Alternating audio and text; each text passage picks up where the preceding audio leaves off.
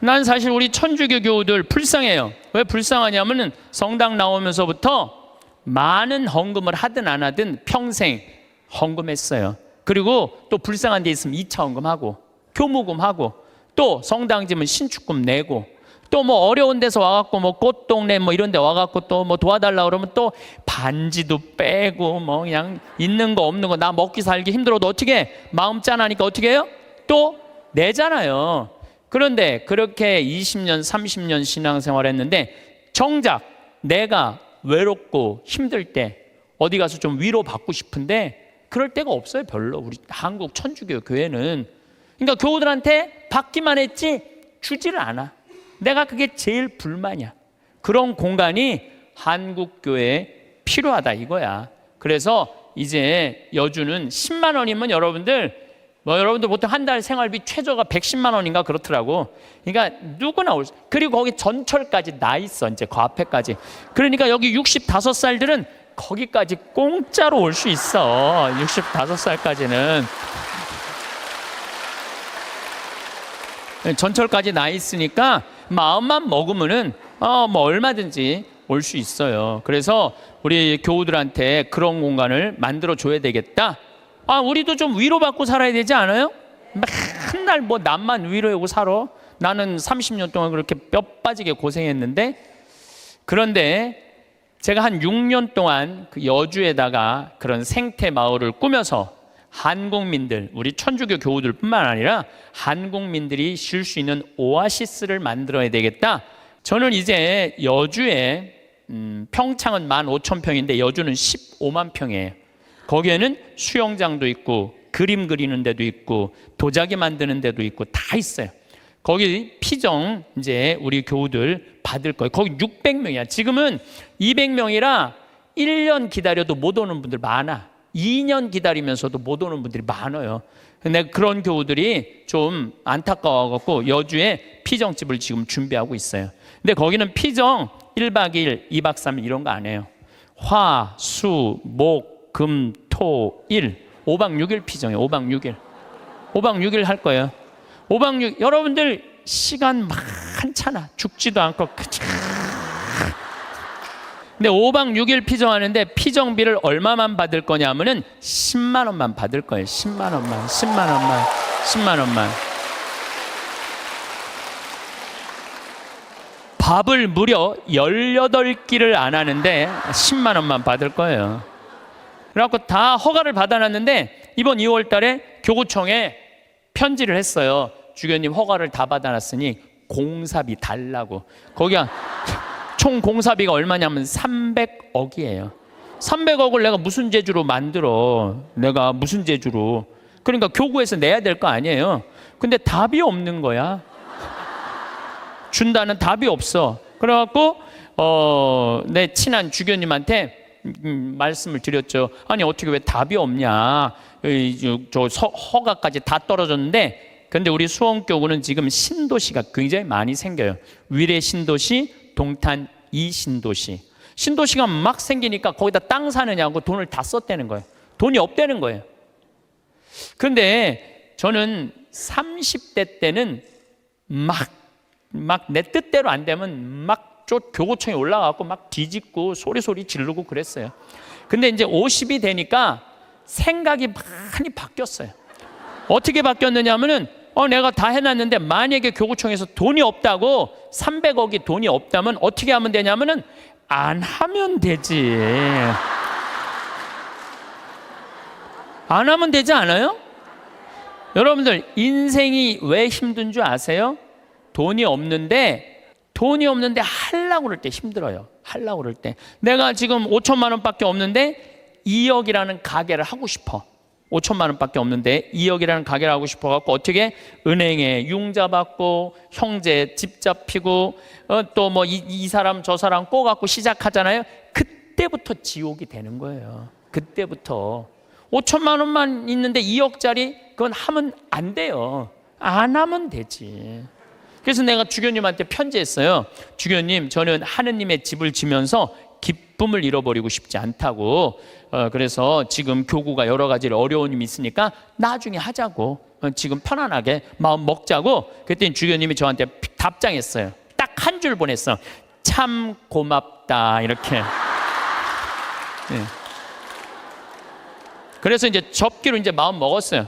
접기로 마음을 먹었는데 잠비아에 농업대학 하라고 100억을 봉헌하신 우리 할머니죠. 나는 할머니라고 안 그러는데 그냥 100억을 봉헌했어요. 벌써 3년 전에. 3년 전에 이제 그분하고는 가능한 한 한 달에 한 번 정도 밥을 먹는데 이제 밥을 먹으면서 이런 얘기 저런 얘기 사는 얘기를 하면서 내가 이제 여주에 생태마을을 꾸밀려고 그러는데 교구가 지금 뭐 신도시 성당터 산다고 돈이 없다고 좀 어려워하더라. 이런저런 얘기를 하는데 하루는 우리 이 자매님하고 서울 경복궁 구경을 가는데 신부님 서울 구경 가는 길에 잠깐 남산 밑에 경리단길 요즘 뜨는 데 있죠.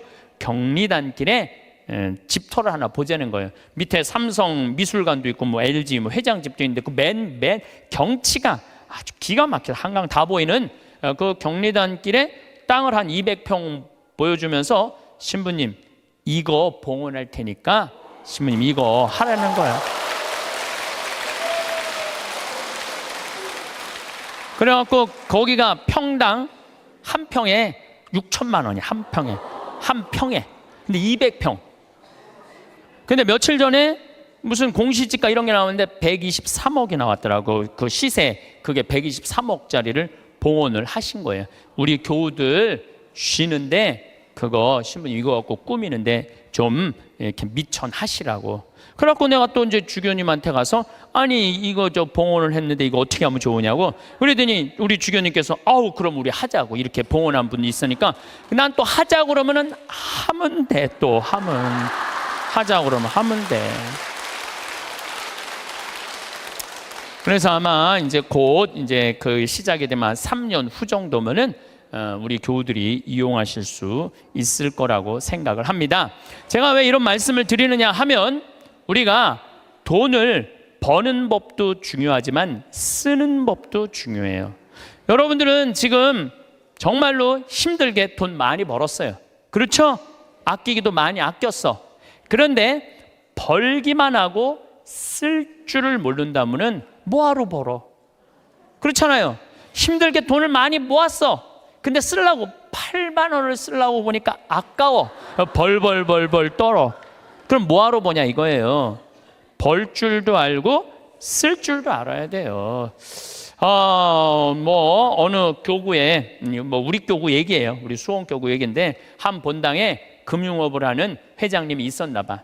나한테 돈을 맡기면은 내가 15% 이자 주겠다고. 여러분들 내가 평화방송에 수도 없이 얘기했어요. 여러분 인생이 왜 괴로운지 알아요?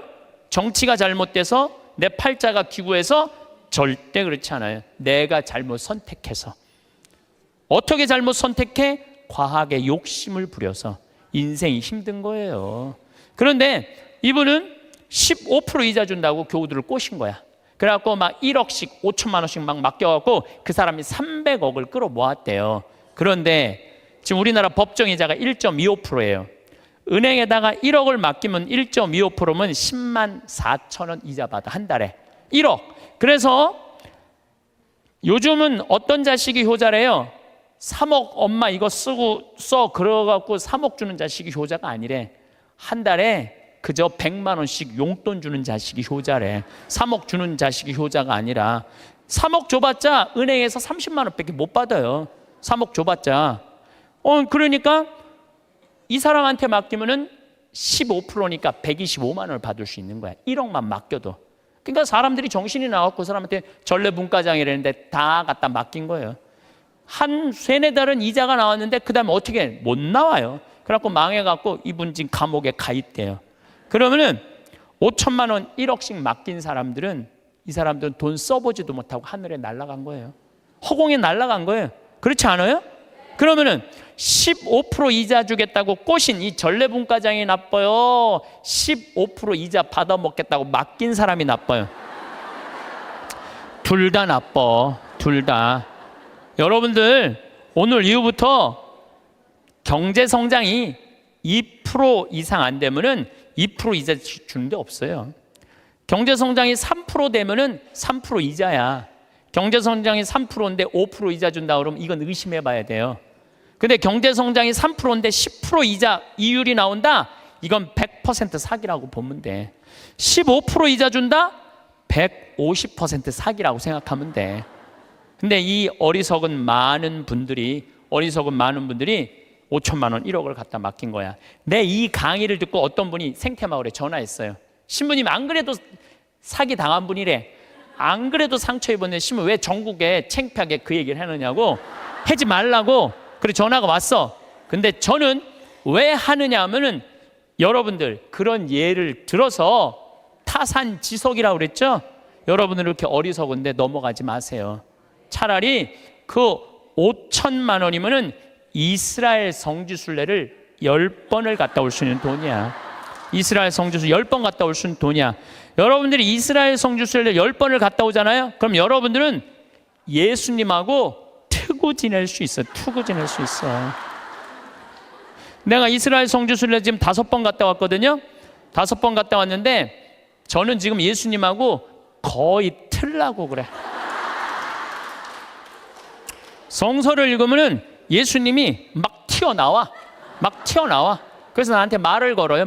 예수님이 말을 걸어요. 요즘 제가 이제 내년 3월 8일부터 성서 강의를 해요. 성서 강의를 하는데 나는 성서 전공한 신부가 아니잖아요. 그리고 신학교 때 뭘 배웠는지 생각도 안 나. 성서 전공한 신부도 아니고 신학교 때 배운 거 기억도 안 나. 근데 내가 성서를 강의하겠다고 평화방송하고 정말로 엄청난 도전을 하는 이유 중에 하나가 5번을 성지순례 갔다 오면서 내가 만난 예수님, 그 예수님을 얘기해 주고 싶은 거예요.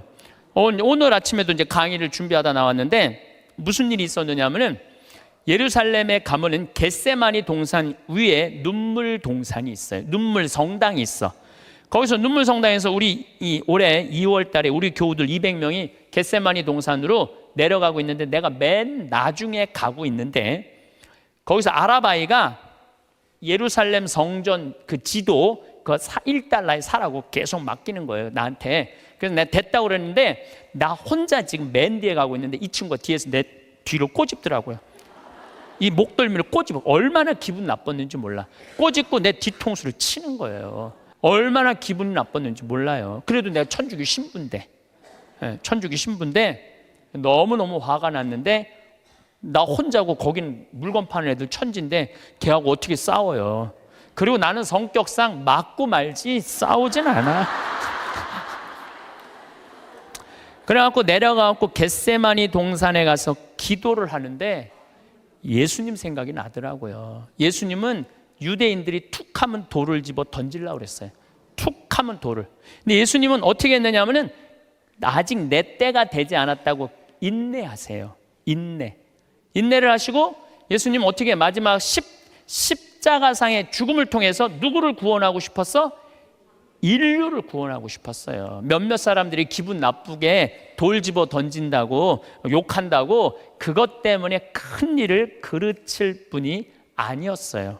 나도 이 200명이나 되는 사람들을 데리고 와서 성지순례 하는데 내가 하나 기분 나쁘다고 막 신경질 부리고 나 이제 간다고, 나 이제 한국으로 갈 거라고 겟세마니 동산에 앉아서 이렇게 기도를 하는데 정말로 구구절절 예수님이 느껴지더라고요. 그리고 인내라는 거 그런 게 막 느껴지는 거예요. 여러분들도 자식 키우면서 정말로 이 세상 살면서 더러운 꼴 많이 보죠? 근데 여러분들 왜 참아요?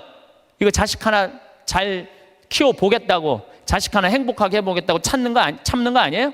그러니까 인내를 하면은 뭐를 얻을 수 있느냐 하면은 열매를 얻을 수 있어요. 열매를.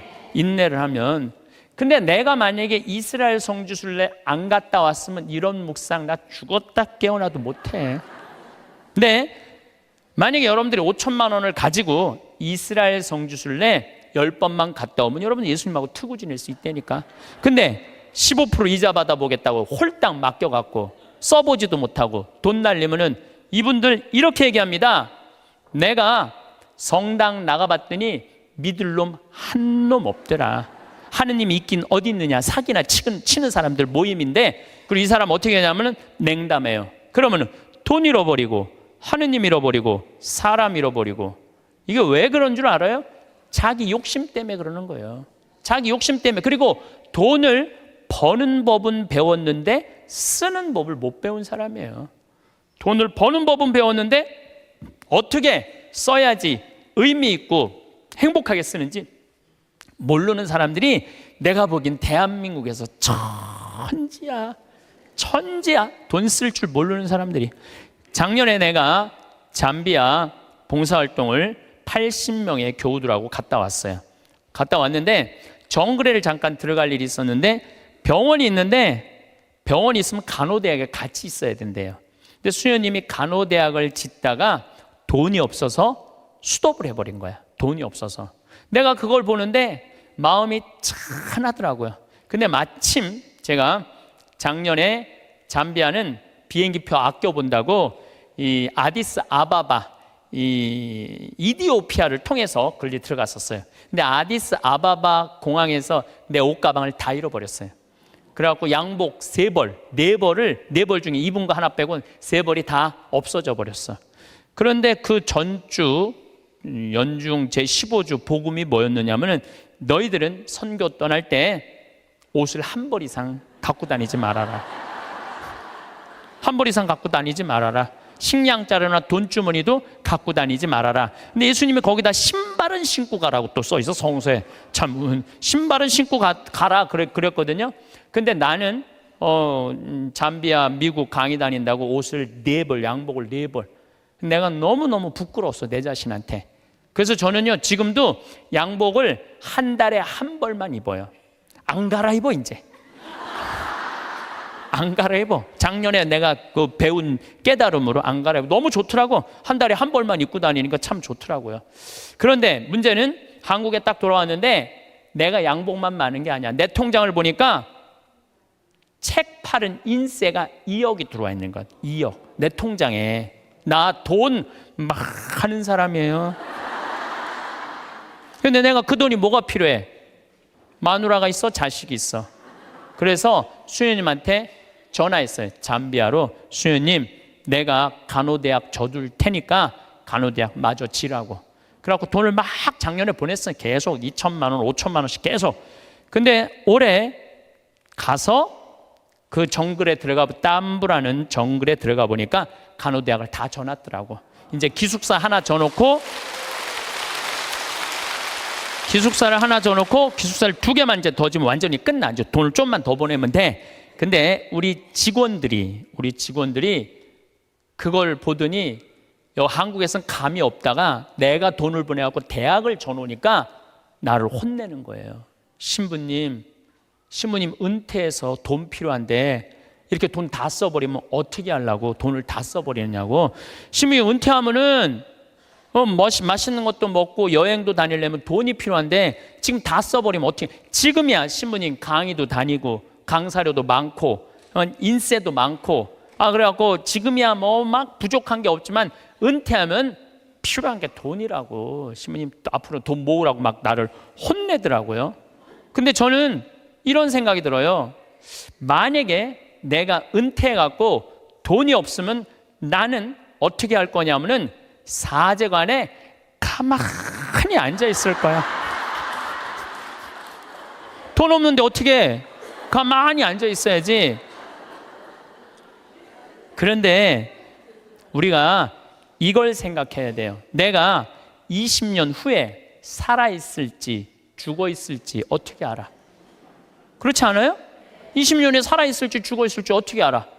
그런데 20년 후에 쓰려고 지금 의미 있고 재미있고 신나는 일이 있는데 지금 안 쓰고 이 신나는 이 젊은 나이에 20년 동안 지금 가만히 있긴 싫어요.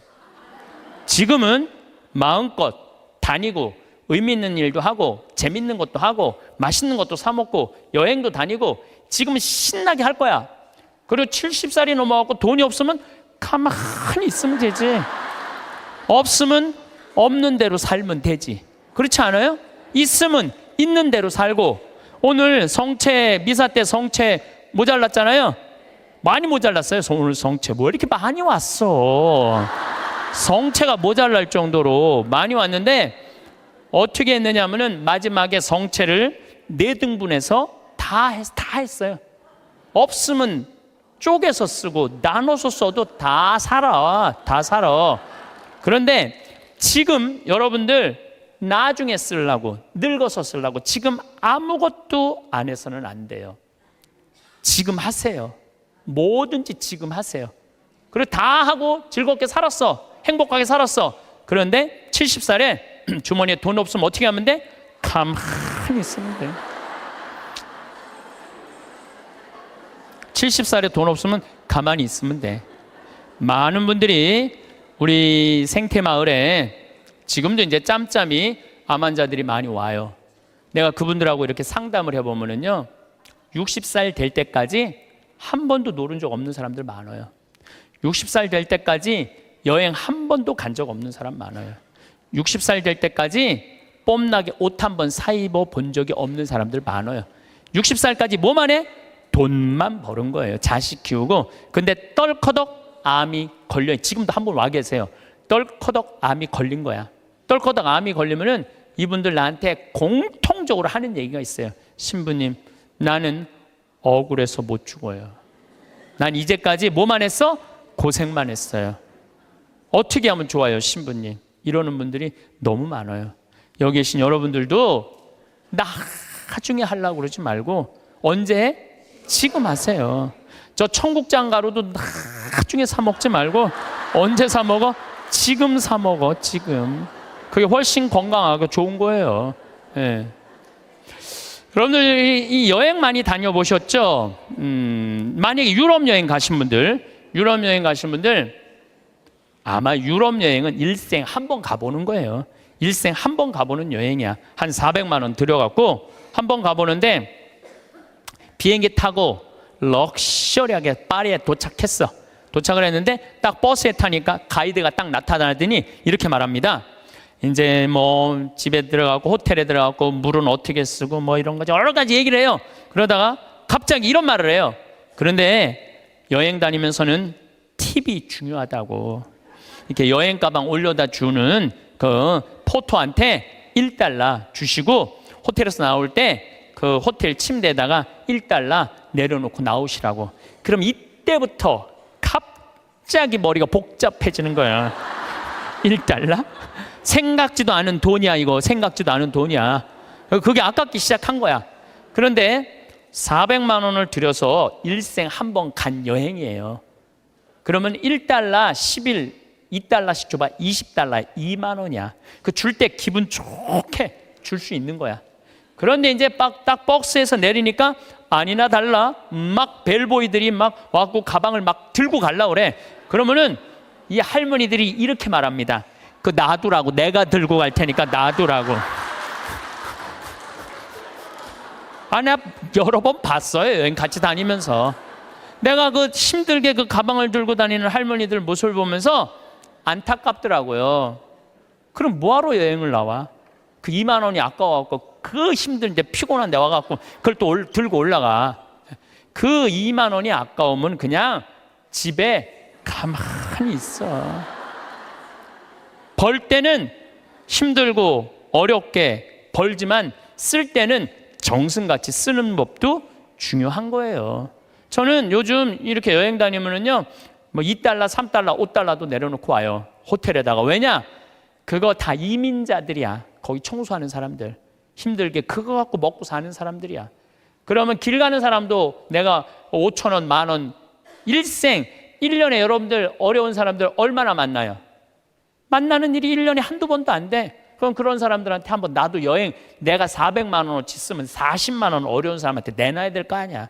그 일환 중에 하나가 그 어려운 사람들한테 팁 주는 거예요. 근데 그게 아까워갖고 내가 들고 갈 테니까. 아까운 거지. 아까운 거예요.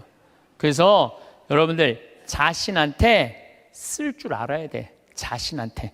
저는 지난 여름에 LA에 우리 청국장 이제 회사를 설립을 했어요.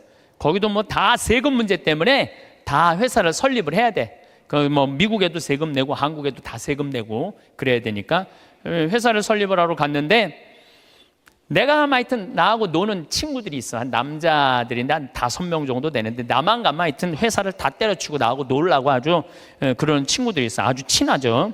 근데 그 친구 중에 하나가 식당을 운영하는데, 근사한 식당을 운영해요. 한 번 먹으면 막 $100, 10만 원, 20만 원, 그리고 와인도 딱 맡겨놓는. 그 한국 사람들은 거의 안 가고 미국 사람들이 와서 그 홀에다가 뭐 술 먹고 춤도 추고 막 이러는 그런 아주 근사한 식당이에요. 근데 그 친구가 나를 식사를 대접하고 싶다고 몇 번 그러는데, 내가 또 그렇게 비싼 식당에 갈 수 있어요? 안 간다고 그랬더니 그럼 우리 집에 모시겠다고 집으로 갔어요. 집에 갔는데 그 친구 부부 다 뭐 손님 한 12명을 초대를 했는데, 내가 주인공으로 간 거 아니에요. 근데 자기 식당에 주방장을 데리고 왔더라고. 근데 음식이 나오는데 기가 막히는 뭐 음식들이 나오는 거, 무슨 뭐 해갖고 정말 처음 본 음식, 비싼 음식들이 나오더라고요. 그런데 그 니콜라스라는 친구가 신부님이 특별히 오셨으니까 와인을 한 병 따겠다는 거예요. 근데 와인을 뭐 그냥 2만 원, 3만 원짜리가 아니라 600만 원짜리 와인을 따는, 600만 원짜리 와인을. 나도 처음 봤어요. 그 비싸다 말로만 들었지. 1995년 보르도산이야. 1995년이 굉장히 가물었었어요. 그래갖고 북한 주민들 다 굶어 죽었을 때야. 근데 와인은 최고가 나온 거예요. 그걸 했는데 한 잔에 50만 원이, 한 잔에. 먹는데 막 벌벌 떨리더라고. 한 잔에 50만 원인데. 근데 계속 주방장이, 셰프가 음식을 날라다 주는데, 내가 그래도 주인공 아니에요. 주인공. 뭔가 셰프한테 감사의 표시를 해야 될 거 아니야. 그걸 우리는 팁이라고 그러죠. 근데 내가 혼자 고민했어. $50를 줄까, $100를 줄까. 심장이 막 쫄깃쫄깃하더라고. 어떻게 할까. 근데 결국은 불러갖고 딜리셔스 그러면서 내가 $50를 줬어요. 지금 생각해보면 왜 $100를 못 줬는지. 귀양 뽐낼 거면 확실하게 뽐내고 해야 되는 건데, 근데 그 $50를, 5만 원이죠. $50를 줬는데도 불구하고 그 셰프는 굉장히 고맙다고 그러더라고요. 굉장히 고맙다고.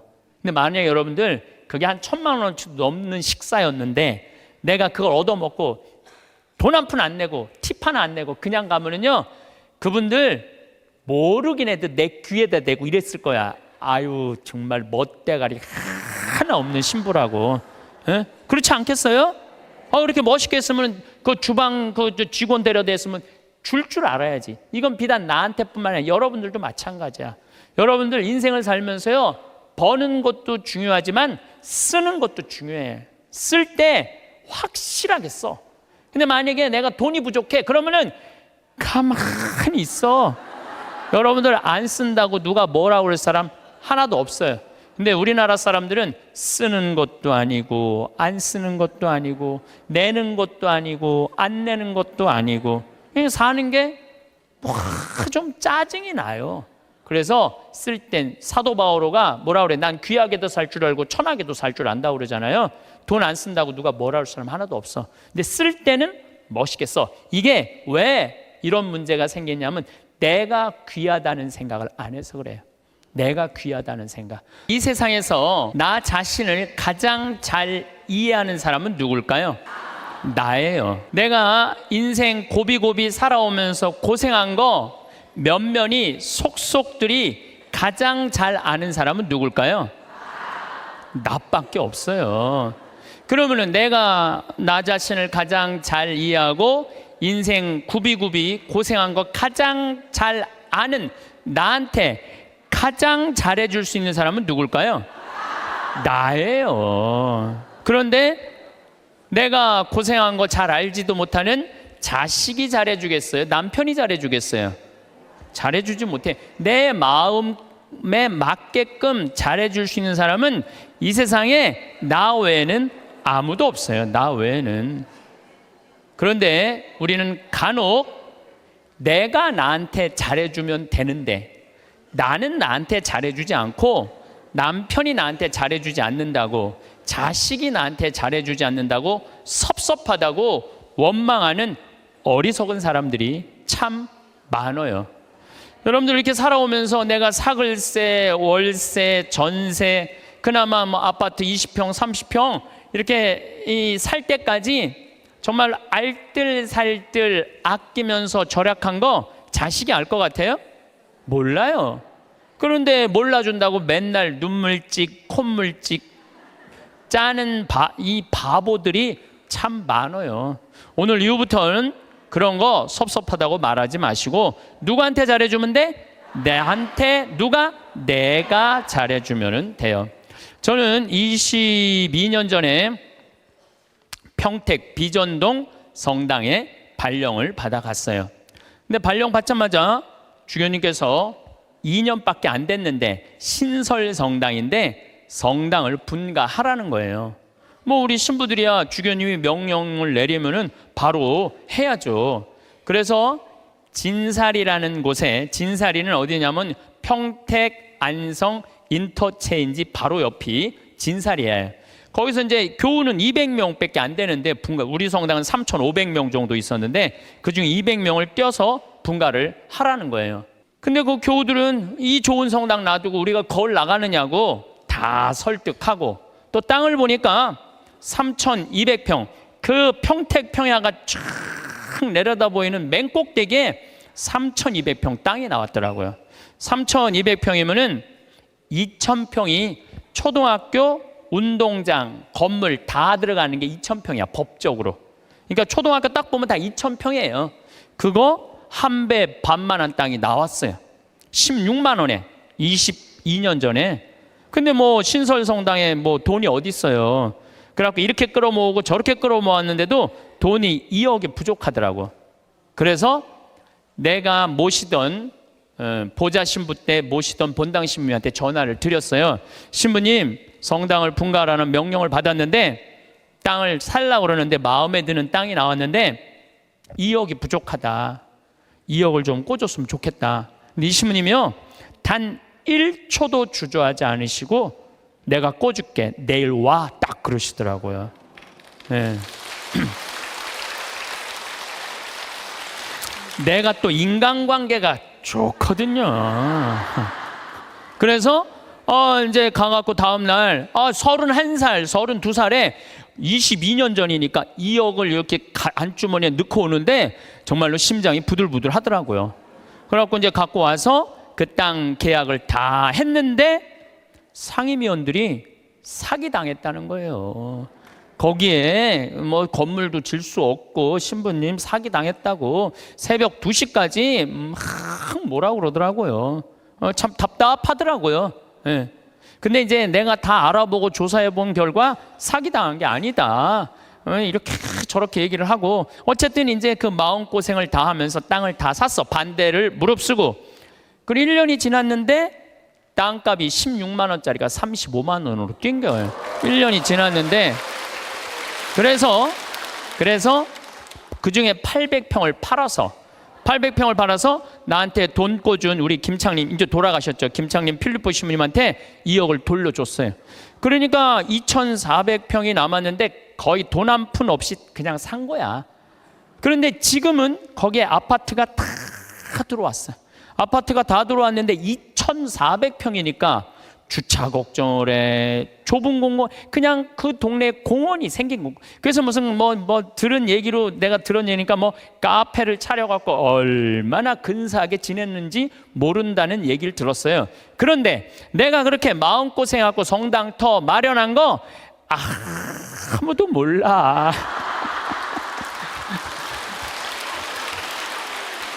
누구만 알아?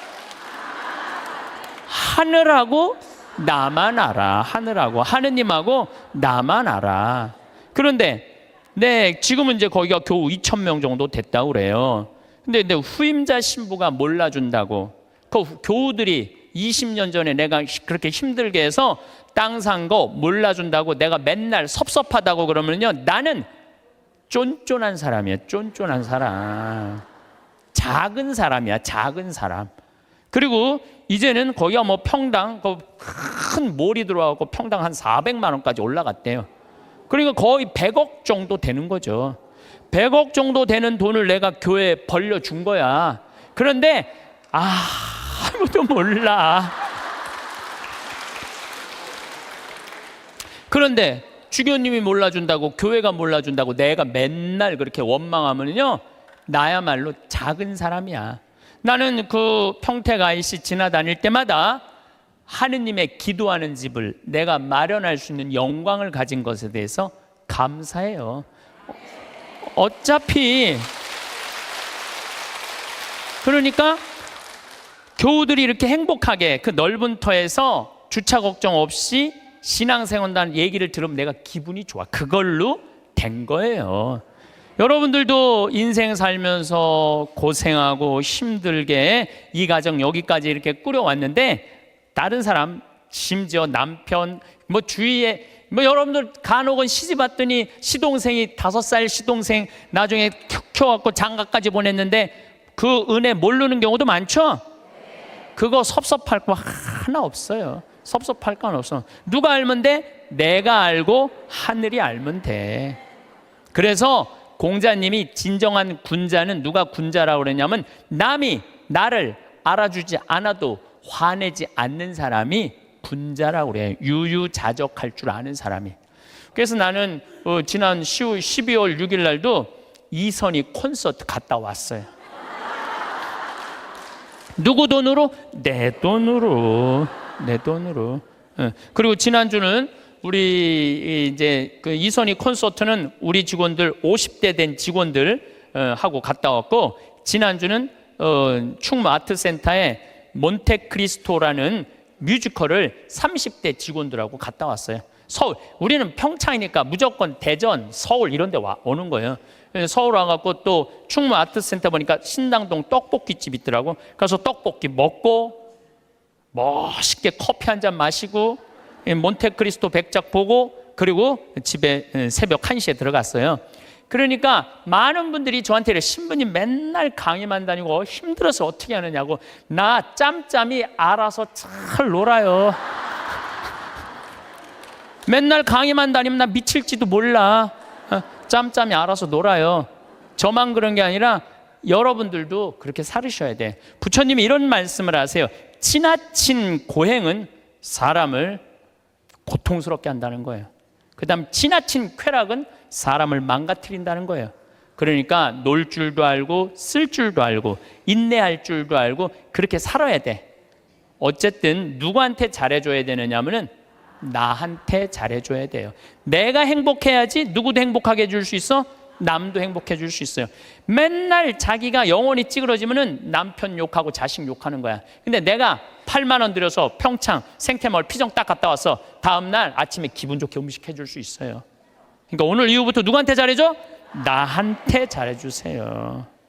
우리 평창은 화요일, 수요일 1박 2일 피정, 목요일 당일 피정, 금, 토, 일 2박 3일 피정을 해요. 1년 내내예요. 뭐 지난번에도 하고 이번에 성탄 때도 금, 토, 일 2박 3일 피정해요. 뭐 오고 싶어도 이미 예약이 끝나서 못 와요, 여러분들. 예. 그런데 이 피정 오는 분들의 행복의 크기가 다 달라요. 누가 제일 행복한가 봤더니 금, 토, 일 2박 3일 피정 오시는 분들이 제일 행복해해요. 왜 행복한가 봤더니 밥을 무려 6끼를 안 해요.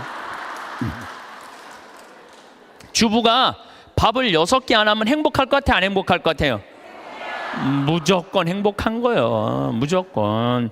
여기 이렇게 오신 분들 보니까 한 60대신 분들이 굉장히 많은데 30살서부터 시집 와갖고 60살까지 여러분들이 살림살이 하면서 밥하고 빨래하고 청소하고 애 낳고 애 길렀다면 여러분들은 한 달 가사 노동비를 따지면 한 달에 얼마치 일을 그동안 했느냐면은 350만 원어치 일을 했다고 그래. 그럼 30년 동안 일했으면 여러분들은 남편하고 자식들한테 얼마를 청구할 수 있느냐 하면은 10억 5천을 청구할 수 있어요. 10억 5천. 10억 5천 내놓으라고 그럴 수 있어요. 아니 법원에 누가 해갖고 25년 동안 그거 해갖고 250만 원 해갖고 5억 청구해갖고 받은 사람이 판결이 나왔어요. 예.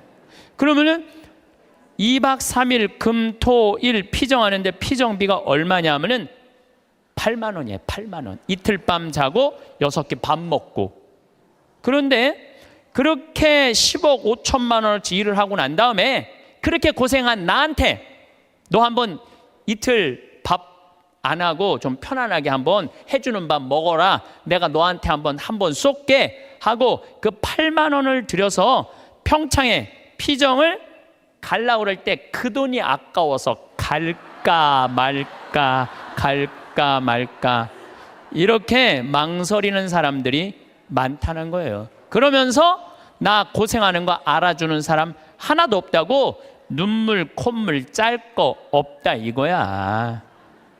그렇게 내가 10억 원 정도 일했으면 나한테 8만 원 정도 쓰는 거 아까워요 안 아까워요? 써. 그러니까 제발 원망하지 말고 본인을 위해서 쓰라는 거예요. 그리고 그 1박 2일 당일 금토일 피정 오시는 분들 중에 누가 제일 럭셔리한가 봤더니 금토일 2박 3일 오시는 분들이 제일 럭셔리해요. 왜 럭셔리한가 봤더니 설거지를 안 하잖아. 밥 먹고 우리 잠비아에서 온 커피가 있어요. 그 커피 뽑아서 강 내려다보는 데크에 앉아갖고 우아하게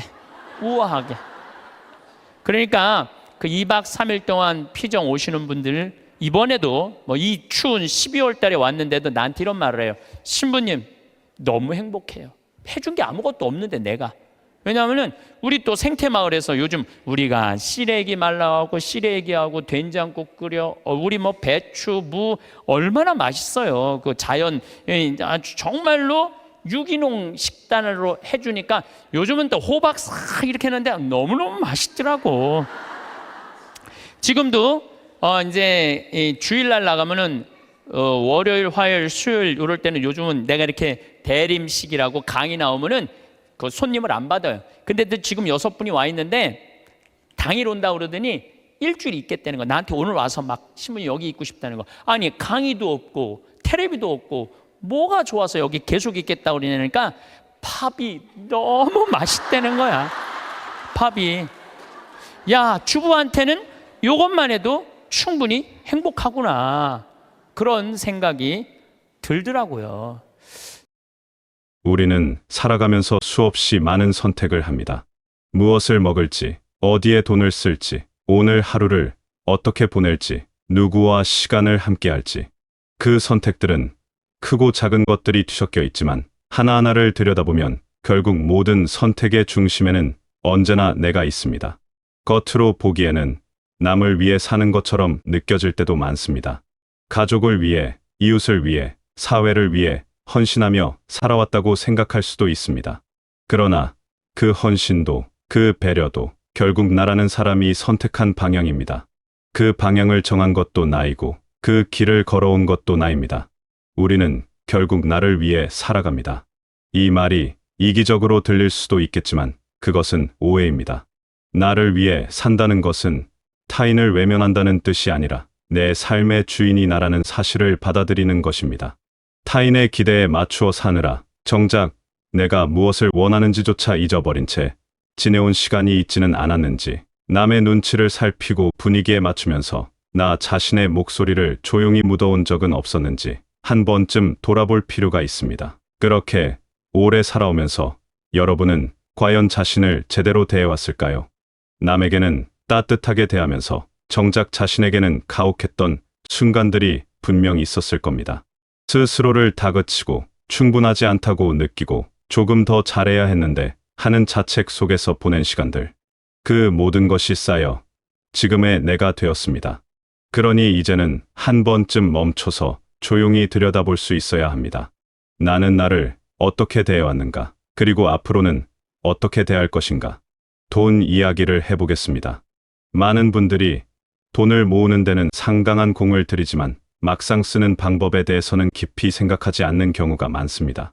어떻게 벌 것인가에 대한 고민은 치열하게 해왔지만 어떻게 쓸 것인가에 대한 기준은 다소 느슨한 채로 살아온 것입니다.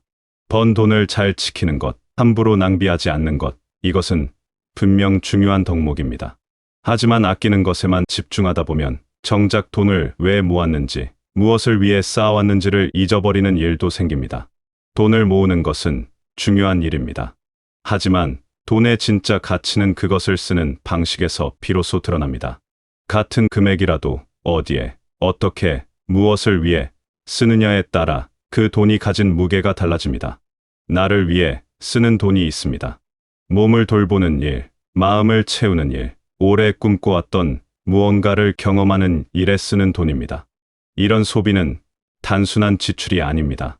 그것은 나 자신을 소중하게 여긴다는 표현입니다. 오랫동안 하고 싶었지만 참아왔던 것, 언젠가 해보겠다고 마음속 깊이 묻어두었던 것들에 기꺼이 돈을 쓰는 행위는 나에게 보내는 존중의 신호입니다. 반대로 나를 위한 지출에는 늘 죄책감을 느끼면서 남의 시선이 신경 쓰이는 자리에는 지갑을 쉽게 여는 사람이 있습니다. 이것은 돈의 문제가 아니라 자신을 어떻게 대하는가의 문제입니다. 타인을 위해 쓰는 돈도 마찬가지입니다. 진심에서 우러나와 건네는 것과 체면 때문에 억지로 내어놓는 것은 완전히 다릅니다. 전자는 관계를 따뜻하게 만들지만 후자는 내 안에 서운함만 쌓이게 합니다. 아무리 많이 써도 기쁘지 않고 후련하지 않다면 그것은 마음이 빠진 지출입니다. 결국 돈은 단순한 숫자가 아니라 내가 무엇을 중요하게 생각하는지, 나 자신을 어떻게 대우하는지가 그대로 담기는 그릇입니다. 잘 버는 사람보다 잘 쓰는 사람이 돈의 가치를 완성합니다. 그리고 잘 쓴다는 것은 나와 주변 모두를 존중하는 방향으로 흘려보낸다는 뜻입니다. 시간의 이야기도 빼놓을 수 없습니다. 우리는 얼마나 자주 현재를 뒤로 미루며 살아왔는지 모릅니다. 언젠가 시간이 생기면, 언젠가 여유가 생기면, 다 정리되면 그때 하고 싶은 것을 하겠다고 스스로에게 약속해왔습니다. 하지만 그 언젠가는 쉽게 오지 않습니다. 한 가지가 정리되면 또 다른 무언가가 생기고 늘 지금은 아직이라는 생각 속에서 현재를 유예시켜 왔습니다. 그렇게 하루하루를 미래를 위한 준비로만 채우다 보면 어느 순간 지나온 날들이 모두 예비 단계처럼 느껴지는 때가 옵니다. 정작 주인공이 되어야 할 지금은 늘 뒷전이었던 것입니다. 미래를 준비하는 것과 현재를 포기하는 것은 전혀 다른 일입니다. 앞날을 위해 오늘을 충실히 보내는 것은 지혜롭고 현명한 태도입니다. 하지만 현재를 희생하면서까지 미래만을 위해 달려가는 것은 어느 순간 지금의 나를 잃어버리는 일이 될 수 있습니다. 지금 이 순간 느끼는 감정, 지금 이 계절의 공기, 지금 눈앞에 있는 사람의 표정, 이것들은 나중으로 대신할 수 없습니다. 사람의 기억 속에 깊이 남는 것들은 대부분 그런 순간들입니다. 화려한 성취나 큰 사건보다 평범한 날의 조용한 감동이 더 오래 마음에 남습니다.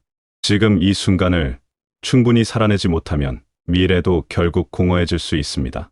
채워지지 않은 현재가 쌓인 미래는 풍요롭게 느껴지기 어렵습니다.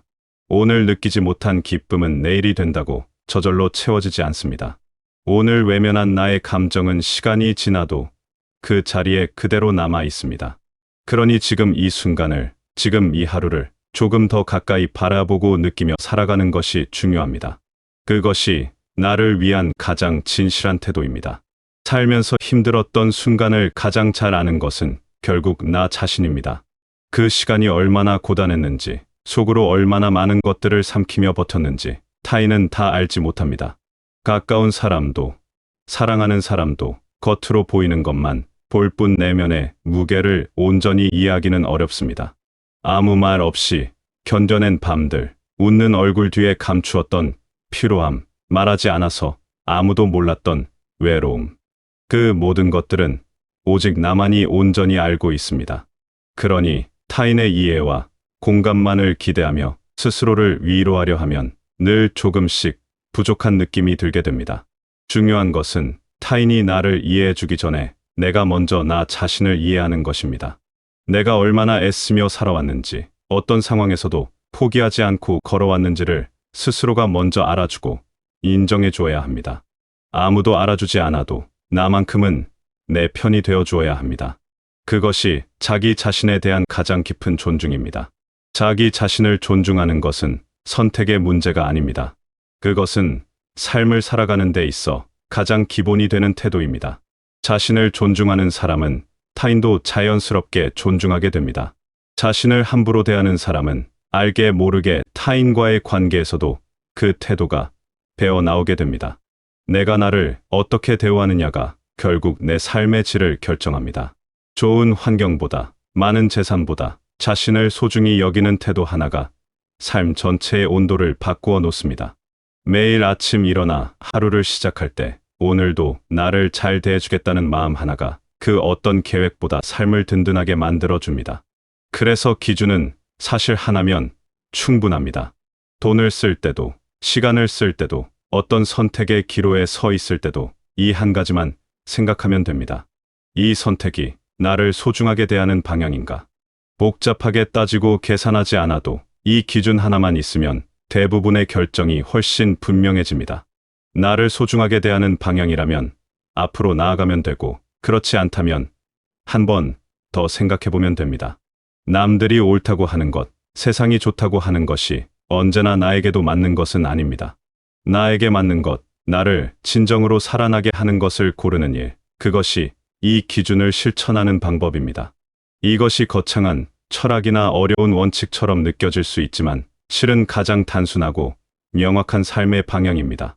삶을 오래 살다 보면 이런저런 기준들이 생겨나고 때로는 그 기준들이 서로 충돌하면서 혼란스러워지기도 합니다. 그럴 때일수록 복잡한 기준들을 하나씩 내려놓고 가장 단순한 물음 하나로 돌아오는 것이 도움이 됩니다. 지금 이 선택이 나를 소중하게 여기는 방향인가? 이 질문이 흔들리는 순간마다 나침반이 되어줄 것입니다. 돈과 시간과 감정은 따로 떨어진 것들이 아닙니다. 이 세 가지는 서로 긴밀하게 연결되어 있습니다. 돈을 함부로 쓰면 시간이 낭비되고, 시간을 함부로 쓰면 감정이 지치고, 감정이 지치면 돈과 시간 모두를 제대로 다룰 힘을 잃게 됩니다. 반대로 나를 중심에 두고 이 세 가지를 돌보면 삶 전체가 조금씩 단단해집니다. 어느 하나를 소홀히 하지 않는 것, 그것이 결국 나를 소홀히 하지 않는 삶입니다. 세 가지 모두 완벽할 필요는 없습니다. 다만 그 어느 것도 내가 함부로 다루지 않겠다는 마음, 그 마음 하나가 삶의 균형을 만들어 갑니다. 거창한 변화가 필요한 것이 아닙니다. 삶을 통째로 뒤집거나 갑작스럽게 무언가를 바꾸려 하면 오히려 지치고 맙니다. 필요한 것은 태도의 전환입니다. 지금까지 살아오면서 남을 위해, 상황을 위해 맞춰왔던 시선을 이제는 나 자신에게도 조금씩 돌리는 것입니다. 내 몸의 신호에 귀를 기울이고 내 감정이 보내는 메시지를 외면하지 않고 내가 진정으로 원하는 것을 조용히 들여다보는 것. 이것만으로도 삶은 충분히 달라질 수 있습니다. 작은 태도의 변화가 하루를 바꾸고 그 하루들이 모여 삶 전체를 조용히 바꾸어 놓습니다. 지금이라도 늦지 않았습니다. 아니, 지금이 가장 좋은 때입니다. 이미 많은 것을 경험하고 느끼며 살아온 여러분은 그 어느 때보다도 자신을 잘 알고 있습니다. 무엇이 소중한지, 무엇이 진짜인지, 무엇이 나를 채워주는지를 이제 그 알을 바탕으로 나 자신에게 조금 더 다정해져도 됩니다. 쉬고 싶을 때 쉬고, 즐기고 싶을 때 즐기고, 나를 위해 무언가를 선택하는 일에 죄책감을 갖지 않아도 됩니다. 그것은 이기적인 것이 아니라 오래도록 수고해온 나 자신에게 마땅히 돌아가야 할 것들입니다. 여러분은 그만한 자격이 있습니다. 충분히 그렇습니다. 지금 이 순간에도 최선을 다해 하루를 살아가고 계신 여러분께 따뜻한 마음을 전하고 싶습니다. 스스로도 잘 기억하지 못하는 수많은 날들 속에서 여러분은 참 많이 애써왔습니다. 웃음 뒤에 삼킨 것들, 말하지 않은 채 지나간 감정들, 혼자 감당해온 무게들. 그 모든 것들이 다 여러분의 삶이었고 그 삶이 지금의 여러분을 만들었습니다. 그 삶은 결코 작지 않습니다. 조용히 살아온 것처럼 보여도 그 안에는 아무도 모르는 단단함이 있습니다. 그 단단함을 여러분 스스로가 먼저 알아봐 주시길 바랍니다. 앞으로는 그 삶의 주인공인 여러분 자신을 가장 먼저, 가장 따뜻하게 대해 주시길 바랍니다. 지금부터라도 나를 소홀히 하지 않는 삶, 나를 존중하는 선택들로 채워지는 하루하루가 되시길 바라겠습니다.